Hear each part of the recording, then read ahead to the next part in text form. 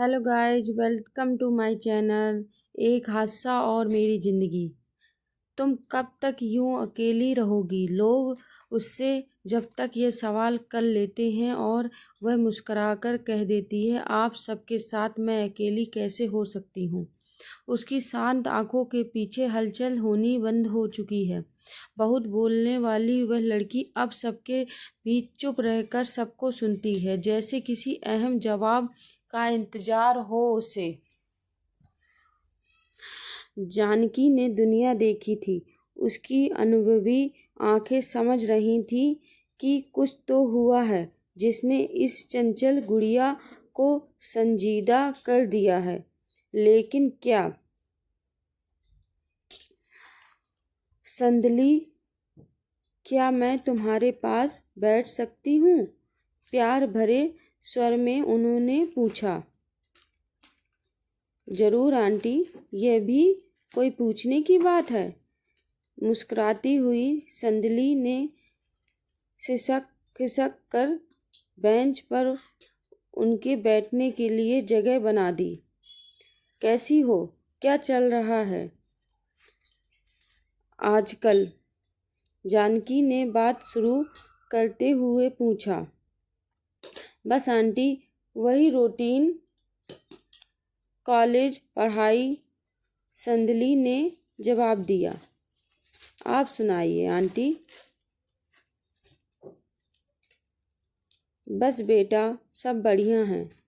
आजकल कुछ नया सीखने की कोशिश कर रही हूँ। चश्मे को नाक पर सही करते हुए जानकी ने कहा। अरे वाह, क्या सीख रही हैं इन दिनों? संदली ने कृत्रिम उत्साह दिखाते हुए कहा, जिसे जानकी समझकर भी अनदेखा कर गई और संदली अपने अंदर के दर्द को छुपाने की अथाह कोशिश करने लगी। कुछ देर वो यूं ही गुमसुम वहीं बेंच पर बैठी रही और अपने आप में खोई रही।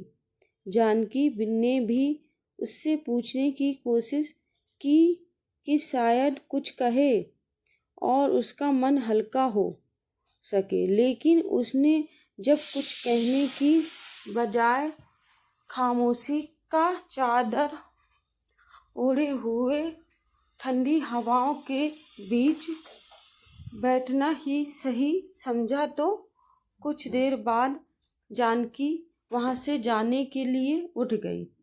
जानकी ने प्यार से संदली के सिर पर हाथ फेरा और उसे ख्याल रखने का बोलकर चली गई।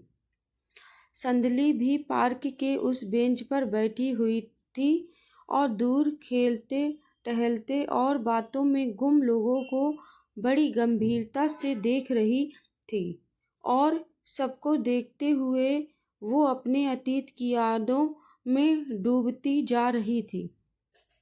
उसकी आंखों के सामने एक चलचित्र चलने लगा और उसमें खोते हुए वो सोच रही थी कि एक हादसा ऐसा भी था जो दबे पांव जिंदगी में आया और तूफान मचाकर निकल गया। किसी भी चीज की कोई कल्पना नहीं की थी। कब, कहाँ, कैसे, क्यों ये सब हो रहा है, इस बात का जब तक अंदाजा लगता उससे पहले तो तूफान उसे निगल चुका था।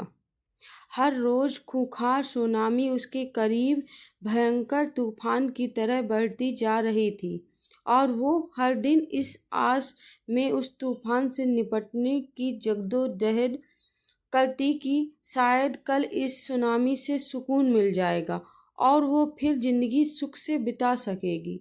लेकिन हर एक दिन जिंदगी की उम्मीद कम होती जाती और तूफान उसके करीब पहुंचता जाता।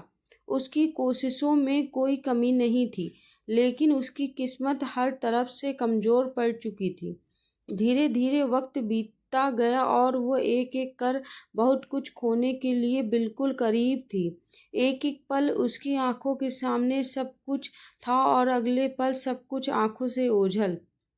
कोशिश तो बहुत की कि इस भयंकर तूफान से छुटकारा मिल जाता, लेकिन शायद पत्थर की मूर्तियां भी उस वक्त बहरी हो चुकी थीं, जिन्हें उसकी चीख पुकार सुनाई नहीं दे रही थी। उसके विलाप को देखने वाली सारी शक्तियों ने आंखों में पट्टियां बांध ली थी। सभी के हाथ पैर इतने कमजोर हो चुके थे कि उसे उस परिस्थिति से निकलने की ताकत किसी भी देवता में उसे नजर नहीं आई। अगर कुछ नजर आया तो वो भयंकर हादसा जो एक झटके में आया और उससे उसका सब कुछ ले गया, छीन ले गया, उसके सुकून की तमाम वजह, जीने की इच्छा, मुस्कुराने का अधिकार, हंसने की उम्मीद, ख्वाहिशों का सागर, और छोड़ गया उसके पास एक अकेलापन, ढेर भर की खामोशी, अक्सों का समुंदर और आंखों में उस हादसे का मंजर। कुछ देर बाद उसका मोबाइल फ़ोन बजा तो वह अतीत की यादों से बाहर आई। संदली, कहाँ हो?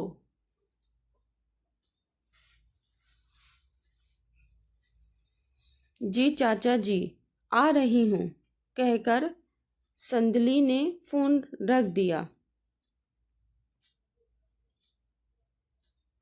और उस हादसे में खो चुके अपने परिवार के सदस्यों की फ़ोटो मोबाइल में देखते हुए उन सभी के चेहरे पर उंगलियां फेरने लगी और अपने दूसरे हाथ से अपने अनगिनत आंसुओं को रोकने की कोशिश करने लगी।